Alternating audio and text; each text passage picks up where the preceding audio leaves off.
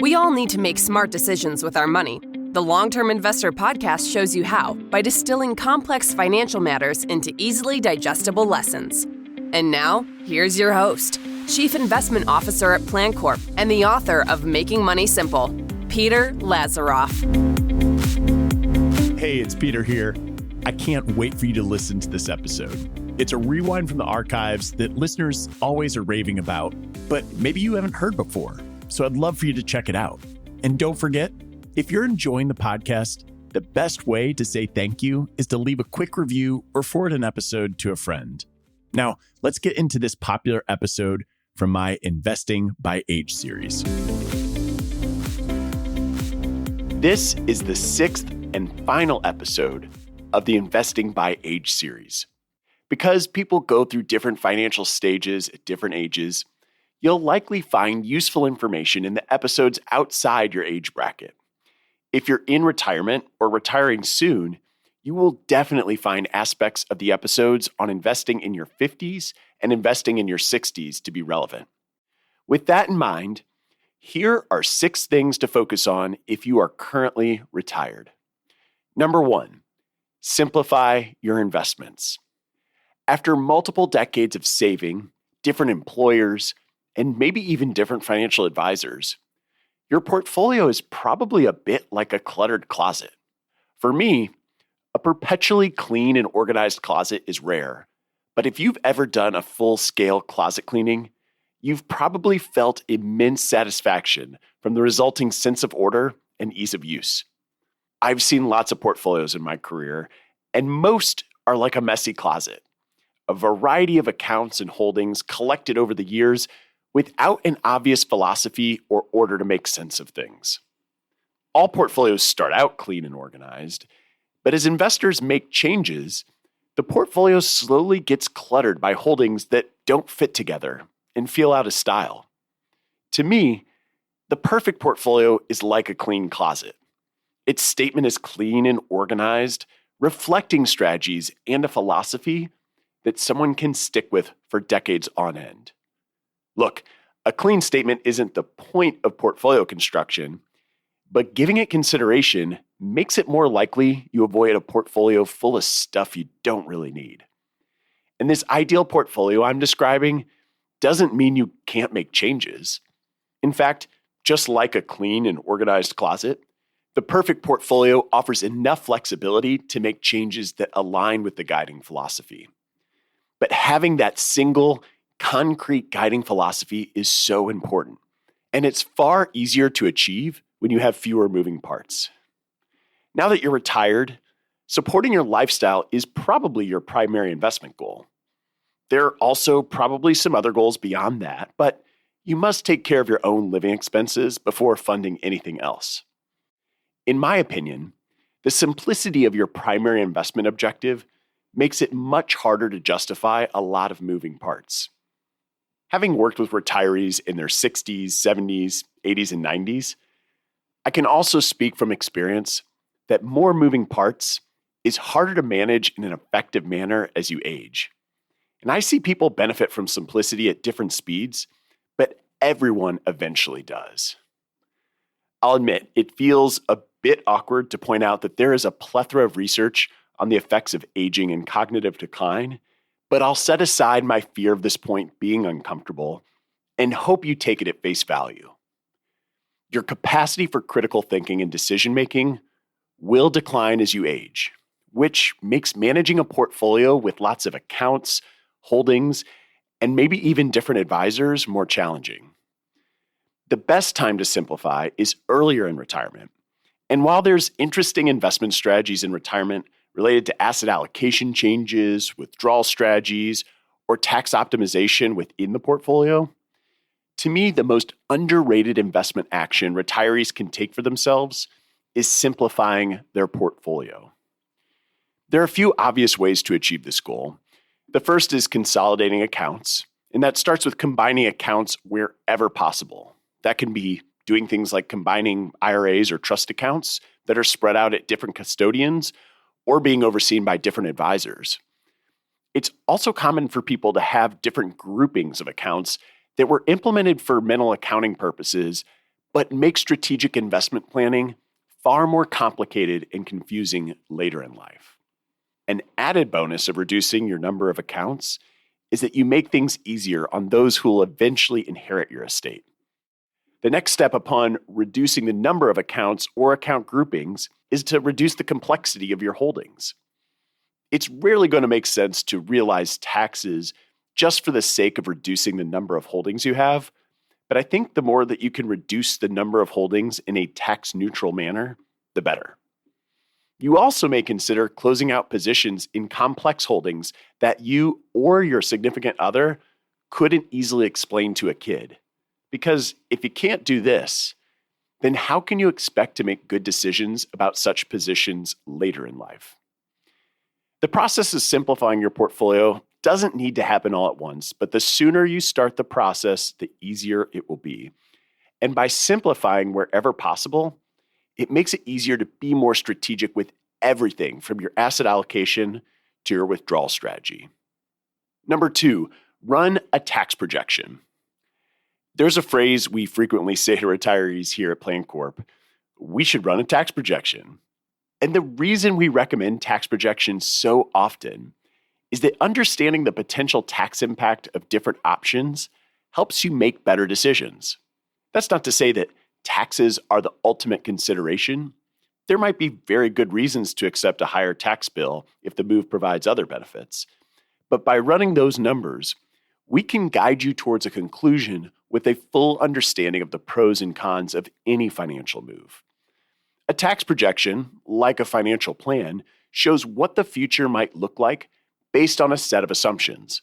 So we start with the income and deduction information from your last tax return and adjust for anything we know about the current year, including changes in income, tax rates, potential deductions, and so on.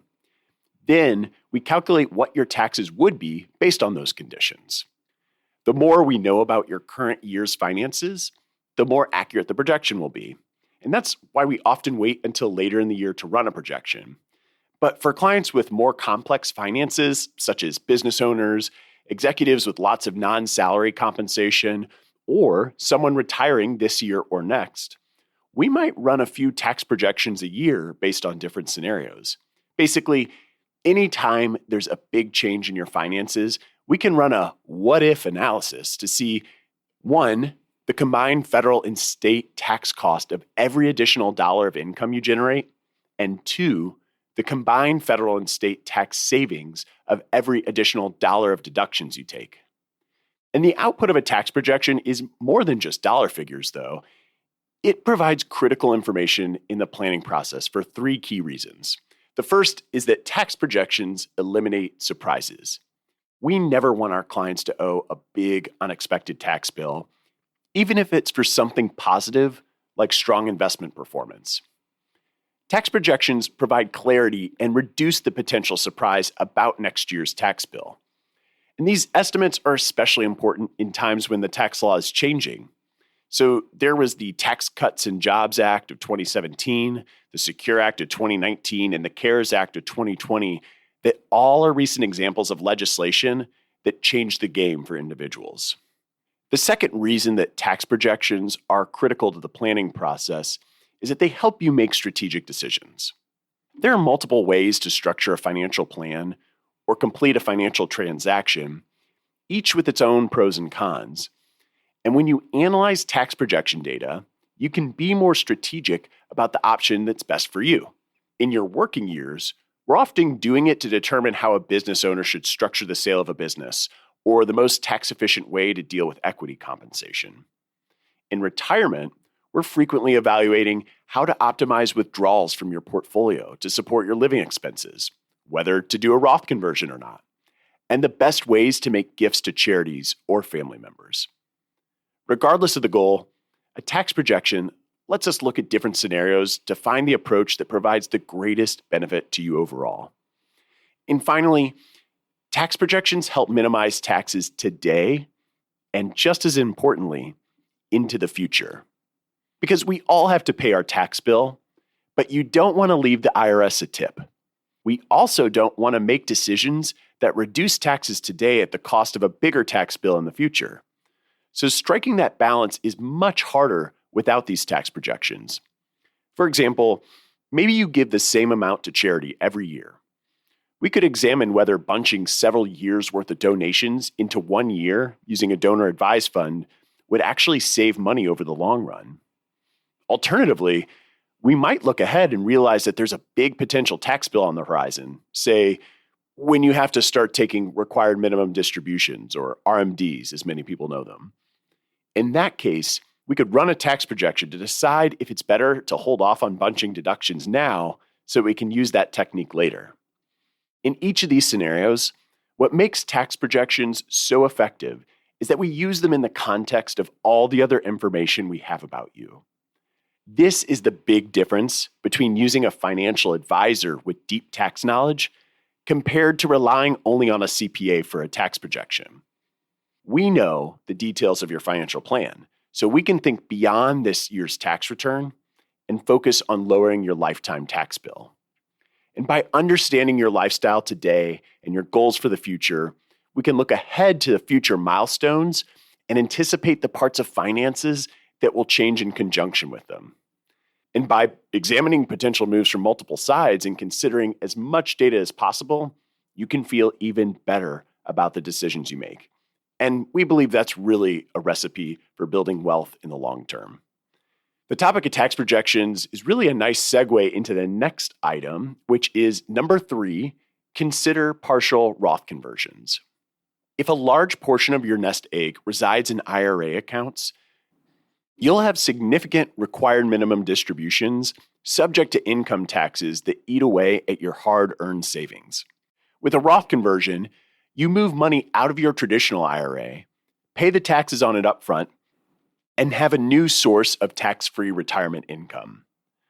A common misconception, however, is that a Roth IRA conversion is an all-or-nothing thing.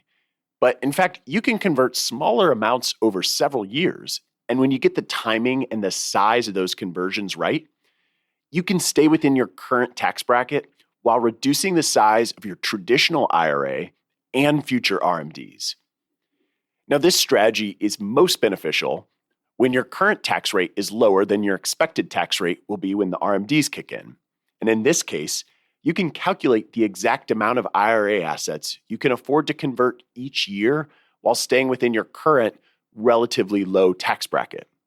For many of our clients who choose to retire in their 60s, we find the sweet spot for partial Roth conversions is in the years after retirement and up to the RMD age, which as of this recording is age 72, but Congress appears to be working towards legislation that would bump the RMD age up to 75. Just to give you a sense of how this works, consider a couple who retire at age 65 with $3 million portfolio, $1 million of which is saved in a traditional IRA. Their joint income has dropped from $250,000 they were earning before retirement to about $50,000, most of which is income on their taxable investments. So they are dropping down to the 12% tax bracket. This lower income bracket gives the couple a lot of headroom to convert savings from their traditional IRA without increasing their current tax bracket. So they might decide to convert $27,000 each year for 7 years to reduce their IRA balance by $189,000. This in turn helps reduce the couple's RMDs and related taxable income they must realize after age 72. Now, in this particular example, someone may determine that they will move beyond the 22% tax bracket and into the 24% tax bracket once they start receiving Social Security benefits. In this situation, a case could be made for converting a larger portion of your IRA and move into a higher tax bracket today, but still remain at a lower bracket than where you expect to be at the point at which you're taking RMDs. There's a lot of moving parts to this, so if you want to learn more about this strategy, I will link to a more comprehensive blog post in the show notes at thelongterminvestor.com.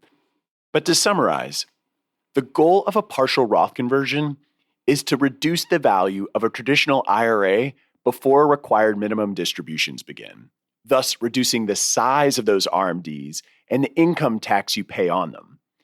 Because Roth IRAs are funded with after-tax dollars, you pay taxes upfront on your contributions in exchange for a source of tax-free retirement income. When done correctly, a partial Roth conversion allows you to make smaller tax payments over time to avoid paying a big tax bill later on. But if done incorrectly, you might leave some of those potential tax savings on the table or worse. A flawed conversion might even cost you money. So I'm also going to link to a blog post in the show notes on how to avoid 5 costly Roth conversion mistakes. Moving on to number 4, make the most of Social Security. If you haven't already, you should create a login at Social Security's website, ssa.gov, and download your Social Security statement. Before we get too detailed, I think it's important to make a few things clear. First, your Social Security payments are calculated using your 35 highest earning years in the workforce. If you don't work for at least 35 years, zeros get factored into the calculation and reduce your payments. Second, the age at which you begin collecting your Social Security has an impact on the benefit you receive. Although you can start collecting a reduced Social Security benefit as early as age 62, most financial professionals would agree that's a mistake. The age you receive your full benefit is known as your full retirement age. If you were born between 1943 to 1954, your full retirement age is 66. Then the full retirement age increases gradually if you were born from 1955 to 1960 until it reaches 67. And for anyone born 1960 or later, full retirement benefits are payable at age 67. Now, if you wait to take Social Security, your monthly Social Security benefit increases by 8% for each year that you delay collecting benefits beyond the full retirement age.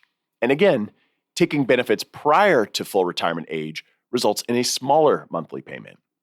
If you compare the total payments between claiming Social Security at age 62 versus the full retirement age of 67, the break-even point happens when you're 70 years and 8 months old.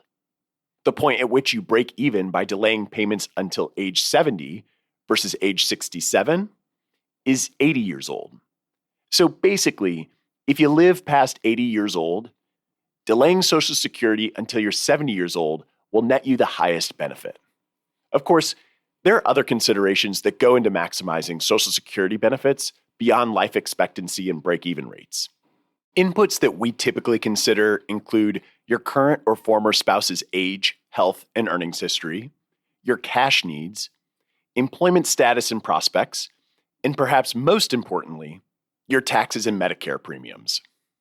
Speaking of Medicare premiums, the next item in investing in retirement is number 5, understand your healthcare options. If you retire prior to age 65, you won't yet be eligible for Medicare, but you have a few options available for coverage. Just be prepared because this monthly expense may be a significant one in your earliest years of retirement. In 2020, the average national cost was around $1,150 for a family for 1 month, not including government subsidies.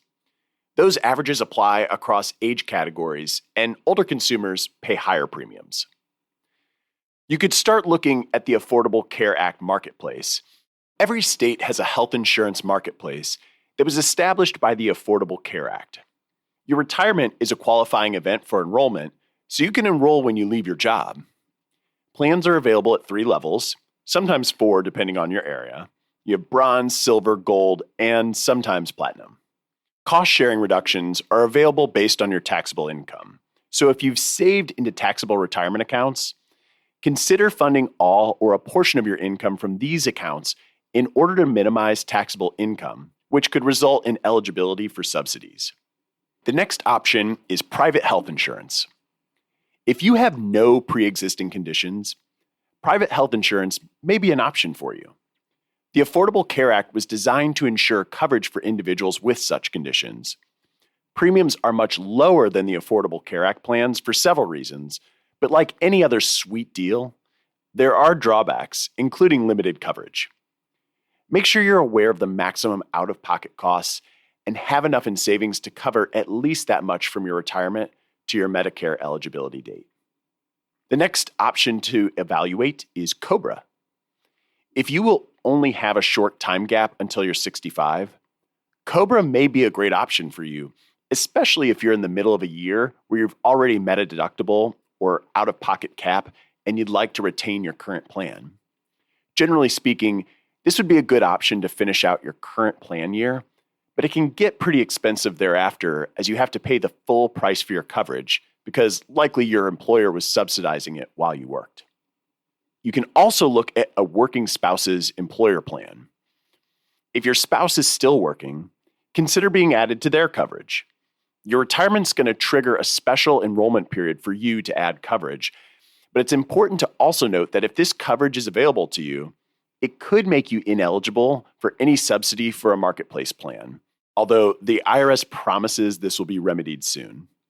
The next consideration would be to use your HSA. You don't want to forget about these triple taxed advantaged accounts. And I've talked a lot about how HSAs are one of the best retirement accounts in prior episodes, so I'll be sure to link to those along with some blog posts in the show notes at thelongterminvestor.com. If you've been accumulating funds in your HSA, this is a great source of funding for deductibles, copayments, and other expenses. You generally can't use the funds to pay premiums, with the exception of long-term care. And also, as long as you're not 65, you can even continue to make contributions to your HSA, including any catch-up contribution.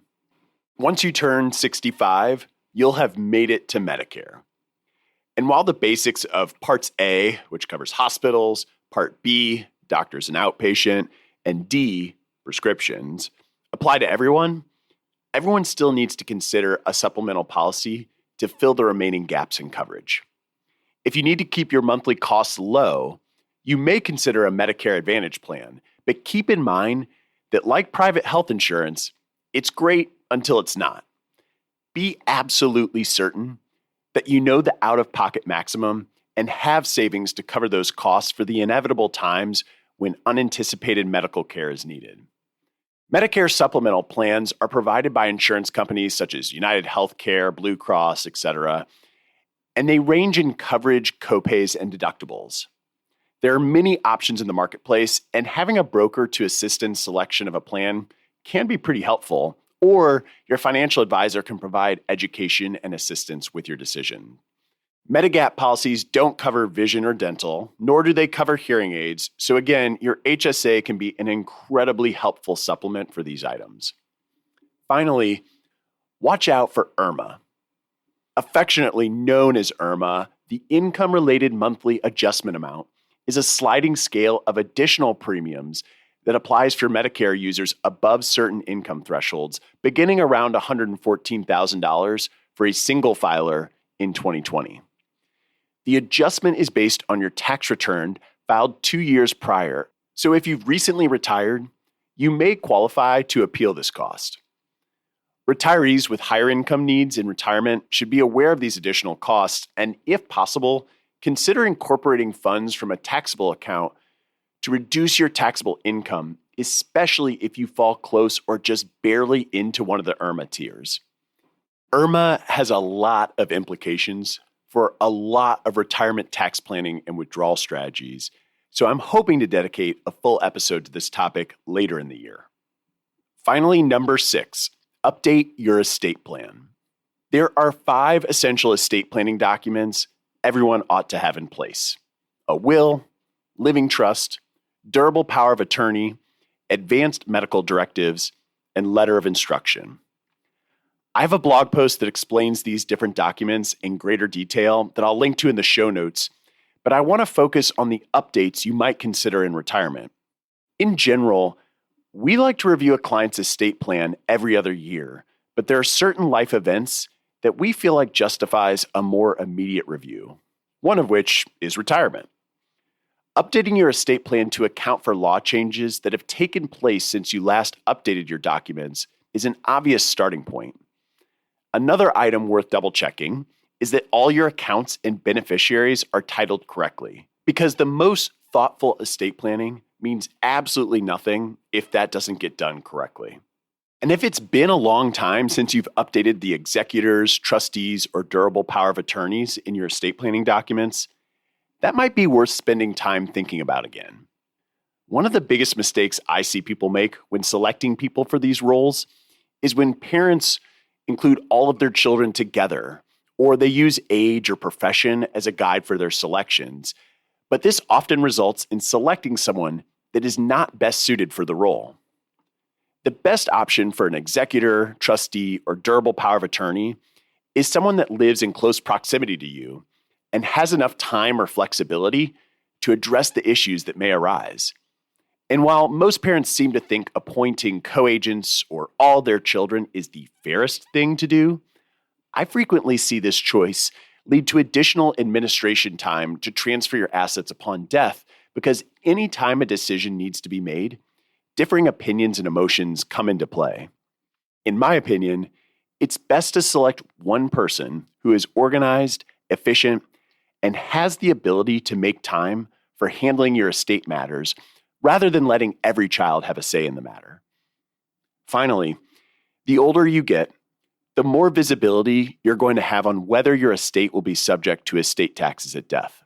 There are some relatively low-cost strategies that can be surprisingly effective, such as grantor-retained annuity trusts, or GRATs, that allow you to maintain control of your existing assets, but remove future growth from your estate. Our Chief Planning Officer, Brian King, wrote a really nice piece on GRATs that I'll be sure to link to in the show notes if you want to learn more about those. So to recap, the most important elements of investing in retirement: you should simplify your investments, run a tax projection, consider partial Roth conversions, make the most of Social Security, understand your healthcare options, and update your estate plan. And that brings us to the conclusion of the Investing by Age series. I hope you take a moment to listen to episodes on decades that don't apply to your current age bracket, because many of the items apply to a broad range of ages. And if you're listening on Apple Podcasts, I'd also really appreciate if you could rate the show and leave an honest review, since that helps others find the show more easily. And finally, if you've never checked out the show notes for this podcast, I put much more effort into making them useful than most other podcasts, so check those out at thelongterminvestor.com. As always, thanks for listening, and until next time, to long-term investing. Thanks for listening to the Long-Term Investor Podcast. To access free financial resources and submit questions to be answered on the show, visit thelongterminvestor.com. Peter Lazaroff is an employee of PlanCorp and BrightPlan. All opinions expressed by Peter and any podcast guests are solely their own opinions and do not reflect the opinions of PlanCorp or BrightPlan. This podcast is for informational purposes only and should not be relied upon as a basis for investment decisions. Clients of PlanCorp and BrightPlan may maintain positions in the securities discussed in this podcast.